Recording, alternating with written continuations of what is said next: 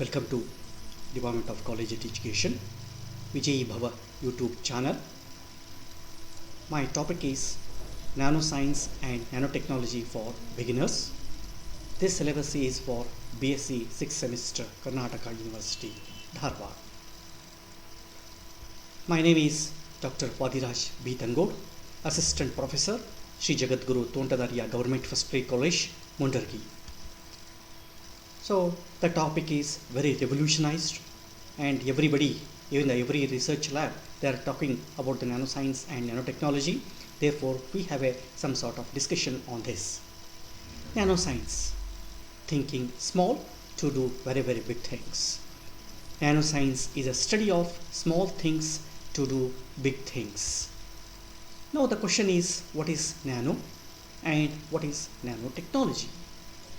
We know nanometer is a unit of length in the metric system equal to 1 billionth of a meter, that is 10 to the power of minus 9 meters. Nanotechnology is a usage of these nanoparticles in making tools, machines in order to solve and perform specific functions. Or in generally, we can define nanotechnology as nanotechnology is a study and manipulating the matter on an atomic scale. Now the question is, what is nanoscience? The study of objects and phenomena at a very small scale, nearly about 1 to 100 nanometer. Such kind of a study is called nanoscience scale. Or we know 1 nanometer is equal to 10 to the power of minus 9 meters. The term nanotechnology coined by Norio Taniguchi in the year 1974. Now we discuss the nanoscale on the question with what is a nanometer. If you take the study of 1 meter to 100 nanometer, if we have a object in a common object, we know we are using the penny coins, 2 rupee coin, 1 rupee coin, 5 rupee coin. The diameter is something about 2 centimeter, and we may see the raindrops. Their diameter is nearly 1 millimeter. And we know our human hair, normal healthy human hair, is nearly about 100 micrometer. This human hair in an electron microscope looks like a very big thick iron rod. And RBCs, red blood cells, their diameter is something 5 micrometer. If we go deep inside the nanoscale, it is in between 1 to 100 nanometer. We know the DNA, deoxyribonucleic acids, the diameter is ranging from 2 nanometer, and whatever we are discussing in the future hour, it is about gold nanoparticles. Their size is ranging from 10 to 50 nanometer, and bacterios, they are ranging from 6 to 70 nanometer, and whatever the various diseases, flu, virus, they are ranging from 100 nanometer. Today's our pandemic situation, what is the size of COVID-19? If you study this coronavirus, virus belonging to the family of Coronaviridae, that measures approximately 120 to 125 nanometer diameter. It is club-shaped glycoprotein. It has spikes. See here, the spikes in the envelope give the viruses a crown-like appearance. The coronavirus genome consists of a single strand of positive sense RNA, that is ribonucleic acid. Therefore, the COVID-19, its size is nearly 120 to 125 nanometer. Now, we may have a question, what may be this? We cannot guess it. Then we are thinking, what may be this? I hope it is also difficult to guess it. So, what may be this? We may think like it may be a skin, or if we go further, it is definitely, we are saying it is our palm. If the study the discussion on the 10 centimeter scale, our palm is looking like this. If we study our palm in the scale of 1 centimeter, it is looking, the skin is looking like this. If we take the deep electronic spectroscope and if we study this thing, our skin is looking like very big, thin, small areas like this. Here in the 100 microns, it is looking like a very big caves. Our palm is looking like a very big cave in the range of 100 microns. So our palm, it is 10 centimeter scales, we are seeing like this. In the 1 centimeter scale, our palm is looking like this. In 1 millimeter scale, we are looking like this. And 100 microns, it is looking like a big caves. Or in 10 microns, it is something like a virus. And it is, if we go for 1 micron, we are seeing big holes in our palm. Or if you 100 nanometer, these are the DNAs we are seeing. If you go for 10 nanometers, some platelets, and these are some platelets in the range of 1 nanometer. Therefore, our palm looking in various structures in a different scale of view of our observations. This nanotechnology is not a new phenomena for the human being.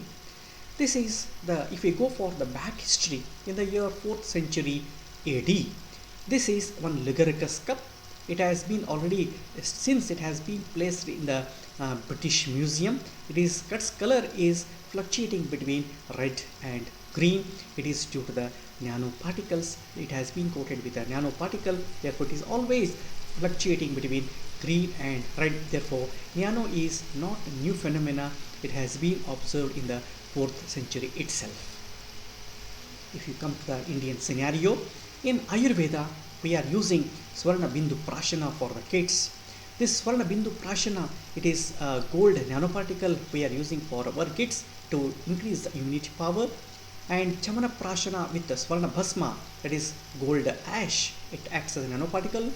And we are always putting Guti to newborn kids. It is called immunity boosters. They are also called as nanoparticles. So therefore, in our Indian culture also, this new nano concept is not a new, it is a very old concept.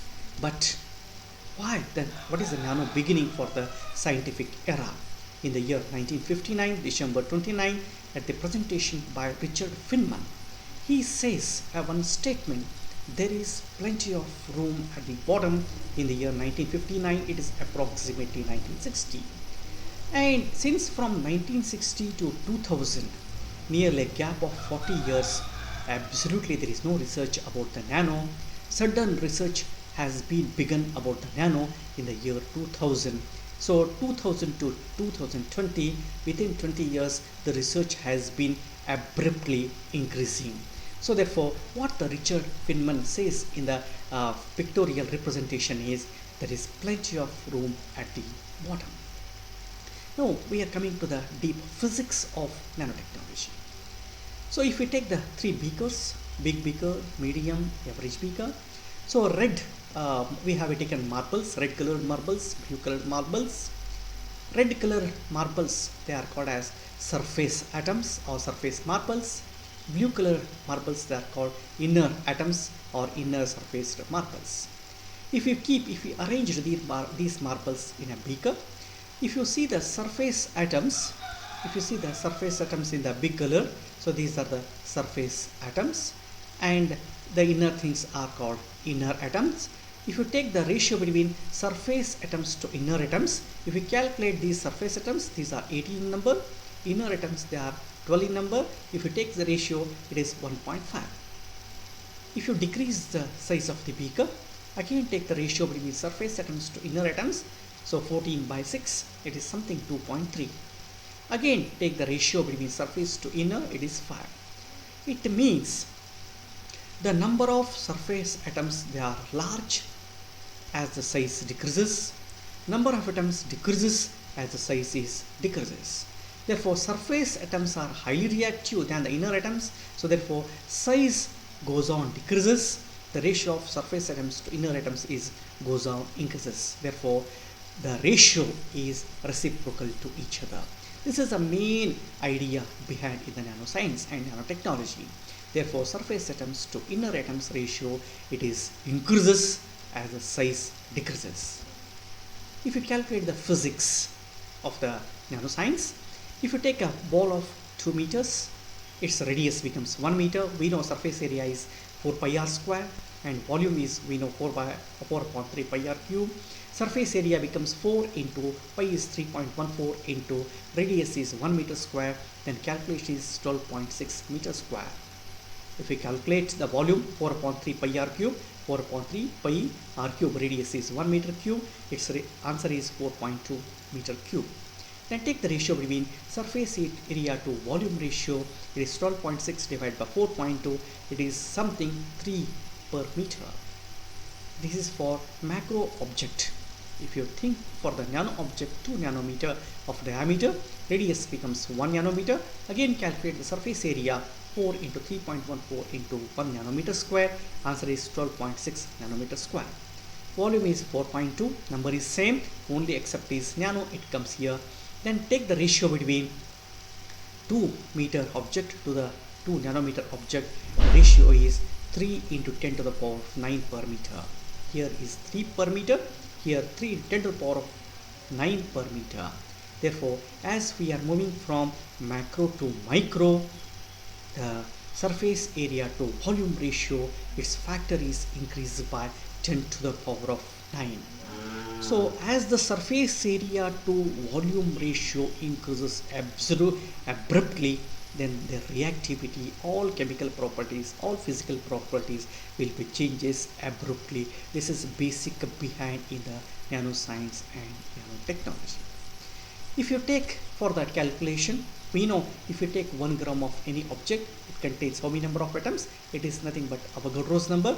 It is 6.023 10 to the power of 23 atoms. If we can take 10 to the power of 23 atoms, total number of surface atoms is nearly 10 to the power of 15. It is something 6 into 10 to the power of 15. Ratio of surface atom to total atoms is 6 into 10 to the power of minus 80. And similarly, the ratio for the gold nanoparticle of a cube of length 1 nanometer, it is 10 to the power of minus 7. Therefore, ratio of surface atoms to total atoms is something 0.6. In this way, we can calculate all calculations for the gold with all the materials. Now the question is, if the macroscopic object becomes nanoparticle object, and what happens actually? It's increase in the surface area to volume ratio, increasing dominance of quantum effects, increasing dominant surface of a particle over that those of the interior, and high surface area for catalysis in medicine. Now, why is nanotechnology is so cool? See here, if we take the raw gold, we have kept in on a scale. It is something about 6 centimeter. It is a raw gold. It is called as a bulk gold. Its physical property, its melting point is 1064 degrees Celsius. Color is gold color, peculiar gold color. If the same gold, we can convert it into nanoparticle of the size of 100 nanometer, and its melting point, it decreases from 1064 to 1000 degrees Celsius. Melting point changes, and its optical absorption is 575 nanometer. Color of the nanoparticle, gold color, becomes purple pink color. If the size of the gold nanoparticle changes from 100 nanometer to 20 nanometer, and purple color becomes red color, melting points remain same, optical absorption decreases by 521 nanometer, color becomes red. Further, gold, its size decreases from 20 nanometer to 1 nanometer, color becomes yellow color, melting point, see here, physical property changes from 1000 degrees Celsius to 700 degrees Celsius. Boiling point, melting point, everything changes abruptly, and its optical absorption, its wavelength is 420 nanometer. Starting from 520 to 400 nanometer, its optical absorption is changes, color becomes yellow color. Therefore, all physical properties and chemical properties, there are changes in the nano size scale. Now, in the surface energy, we should be think of surface atoms. I have said that surface atoms possesses more energy than the bulk atoms. Consequently, surface atoms are more chemically reactive. Nanoparticles possesses enhanced chemical reactivity. Therefore, NASA is exploring aluminum nanoparticles for rocket propulsion due to their explosiveness. Therefore, silver nanoparticles, they are using for the aluminum for the propulsion of rocket explosiveness. If you think for the bulk metal, if you think for the occupied states and unoccupied states, it's a conductivity property. Therefore, band gap in case of bulk metal is 0. In case of bulk metal, gold or silver, we can take. If we go for nano size, there is a band gap, it may become semiconductor or it may becomes insulator, and therefore its physical property, chemical property, as well as everything will be changes from macro to micro size. And now we know nanoparticles, their size is something 50 nanometer, 60 nanometer, 70 nanometer. If we pass the radiation of 500 nanometer light radiation, if there is a matching between incident radiation and the size of the nanoparticle, then beautiful optical absorption is observed. Such kind of a absorption spectra by using is called as surface plasmon resonance. And if this is optical absorption spectra of surface plasmon resonance here, and the peak we are observing here, this peak will be shifts as the size of the nanoparticle is also changes. Therefore the peak position of the surface plasmon resonance, it explains the study of size of the nanoparticle. And color and size, they are entirely depending upon each other. This bulk gold 4 nanometer color is different, 12 nanometer color is different, 25 nanometer color is different, 37 nanometer color is different. So color is changes as the size is changes. Now the question is comes to the methods of synthesis of nanoparticles.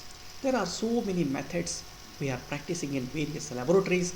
The main list of the surface the production of synthesis of nanoparticles are chemical reduction method, sputtering deposition method, electrolysis method, thin film coating method, it is called chemical vapor deposition, it is also called CVD, and pyrolysis, and latest technology is called nanogreen technology. Many more other methods, they are called electric arc, molecular beam epitaxy, sol gel, plant extracts. In this way the list is innumerable depending upon the particular laboratories. And synthesis, we can take at most very important is gold nanoparticle synthesis. Bring to a boil of 50 ml of 2.5 in 10 to the power of minus 4 molar chloroauric acid solution. Add 0.16 1 ml sodium citrate. Sodium citrate is the reducing agent. Gold salt into gold nanoparticle.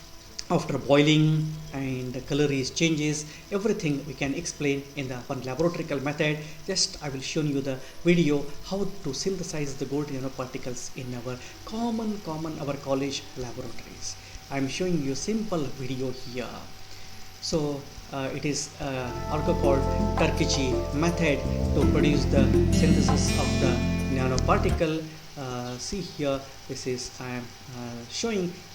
Take the 300 ml of 0.5 molar gold chloroauric solution,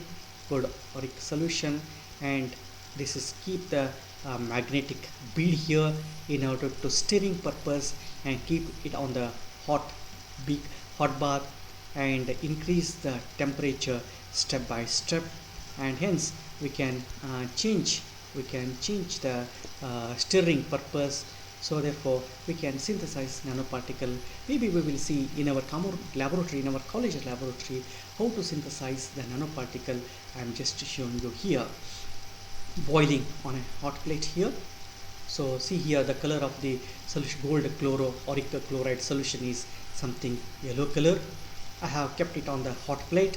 Its temperature can be increased and its magnetic field can also be increased in order to keep the stirring continuously, and I have kept the magnetic bead here. So therefore the temperature I am increasing. Now I am adding sodium citrate. We are using sodium citrate or sodium borohydrate. They are reduces gold chloroauric acid into gold nanoparticle. So gold salt, that is in the gold salt it contains gold nanoparticle, gold and chlorides. That chloride has been removed by reduction methods, and then we can keep only nanoparticle. Now I am adding sodium citrate. See here the color becomes colorless. Watch the thing. So continuously stirring.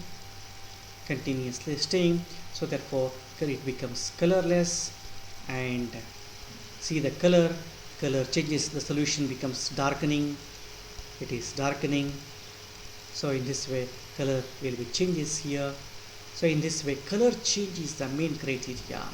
Now changes colorless to little pink.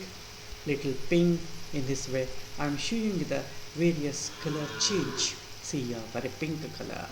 So pink, red color. So red color is nearly about 10 nanometer size of the nanoparticle, 8 nanometer. In this way, color is the main criteria.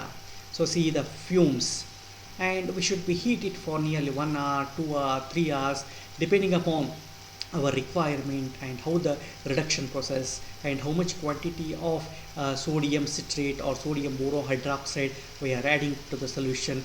On that it depends upon the time, how much time we have to keep it on the hot bath. So in this way we can synthesize the nanoparticle. So see here the particle, it is almost turning to red here, and now allows these solutions to cool. So we can keep and see here the color, it becomes red, and it take the electron microscope image of the solution. This is the gold nanoparticles, and if we can take the TEM image, tunneling electron microscope, optical absorption spectroscope. So see here, this is surface plasmon resonance. It is something 520, 540 nanometers. So in this way we can synthesize the gold nanoparticle in our laboratory. So as the nanoparticle size changes from macro to micro, micro to nano, then at the nano scale it is highly reactive. Its stability is very less. It may be 10 seconds, 20 seconds, 1 minute, 2 minutes, 3 minutes, in this way. But stability can be improved by capping the gold nanoparticle by some organic material or some protein material in this way. One of the best material is called TPAL. It is called one peptide, and it is invented by Katti. Therefore name after him is called Katti peptide. So therefore TPAL, we are capping TPAL, therefore we can increase the life of gold nanoparticle from 1 minute to 3 months. Now we can check whether the synthesized gold nanoparticle it is correct or not. See here that this is surface plasmon resonance. It is something 540 nanometer. It is a peak we are getting. This is size about 10 or 14 nanometer size of the gold nanoparticle. And so if we add for this gold nanoparticle with a sodium chloride, that is whatever we are using for eating purpose salt, it is sodium chloride. If we add this peak is suddenly shifts to this. It means this gold nanoparticle, it highly reacts with the sodium nanoparticle, it becomes sodium auric chloride, therefore its nanoparticle will be disappears. This is one of the test whether they are the nano or not. And this gum we can cap with a gum arabic. It is whatever we are using arabic gum in the plants, that can be capped for the nanoparticle. As a result, stability can be increased. And after the synthesis of the nanoparticle, if you take the TEM image and SEM image, TEM means tunneling electron microscope, scanning electron microscope, the size of the nanoparticle can be estimated by using these instruments. Now, plasmon resonance is the key role in explaining the size of the nanoparticle. So 520 nanometer, 530 nanometer, 540 to 550 nanometer. So it will be explained exactly size of the nanoparticle in commonly we are using. And this nanoparticle can also be synthesized. Gold nanoparticle can also be synthesized by green nanotechniques. It is instead of sodium borohydroxide or sodium citrate, we may use pomegranate or curcumin or cumin seeds or cinnamon. It has been invented by our Karnataka person called Kattesh Katti. So wonderful phenomena, it is called green nanotechnology. It is fastly developing nowadays. And this can also be synthesized by using soya beans. So why the nanoscience is popular now? Because of the invention of these 4 instruments. One is called SEM, TEM, STM, AFM. SEM is called scanning electron microscope. TEM is called transmission electron microscope, or is called tunneling electron microscope. Scanning tunneling microscope STM, AFM atomic force microscopy. So these microscopes, they will give you the exact size, shape and morphology, anatomy of the synthesized nanoparticles of our lab. And in the previous days we are saying atoms cannot be visible, atoms cannot be seen in this way. But because of invention of these instruments, we can see the atoms. Firstly, by the IBM engineers, they have been kept atom by one and form the IBM shape. Therefore, atoms can be seen nowadays by using these instruments. By keeping all these atoms in this way, we can have the waves, and these waves can be calculated by Schrodinger. Therefore, Schrodinger calculations can also be estimated by using particular atoms also.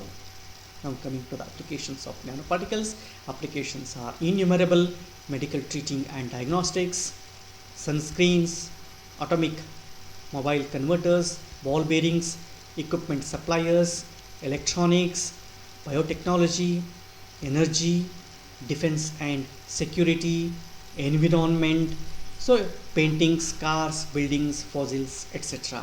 The applications of the nanoparticles, they are innumerable.